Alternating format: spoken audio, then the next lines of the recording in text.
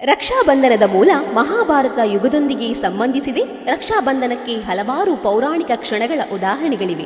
ಶಿಶುಪಾಲನನ್ನು ವಧಿಸಿದ ಕೃಷ್ಣನ ಕೈಗೆ ಗಾಯವಾಗಿತ್ತು.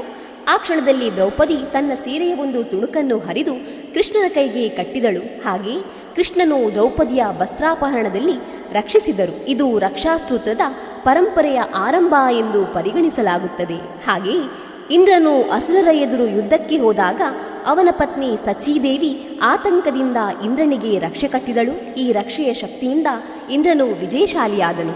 ಮತ್ತೊಂದು ಪ್ರಸಿದ್ಧ ಕಥೆಯ ಪ್ರಕಾರ ಬಲಿ ಶ್ರೀ ವಿಷ್ಣುವನ್ನು ಪಾತಾಳದಲ್ಲಿ ತನ್ನ ರಕ್ಷಕನಾಗಿ ಇರಿಸಿಕೊಂಡಿದ್ದನು. ಆಗ ಶ್ರೀ ಮಹಾಲಕ್ಷ್ಮಿ ಬಡ ಮಹಿಳೆಯ ರೂಪ ತಾಳಿ ಬಲಿಗೆ ರಾಖಿ ಕಟ್ಟಿದರು. ಪ್ರತಿಯಾಗಿ ಬಲಿ ಆಕೆಯನ್ನು ಏನು ಬೇಕೆಂದು ಕೇಳಿದಾಗ ಶ್ರೀ ಮಹಾಲಕ್ಷ್ಮಿಯ ಬೇಡಿಕೆಗೆ ತಕ್ಕಂತೆ ಶ್ರೀ ವಿಷ್ಣುವನ್ನು ಅವಳೊಂದಿಗೆ ಹಿಂತಿರುಗಿಸಿದನು. ರಕ್ಷಾಬಂಧನವು ಹಲವಾರು ರೀತಿಯ ಪೌರಾಣಿಕ ಕಥೆಗಳನ್ನು ಹೊಂದಿದೆ.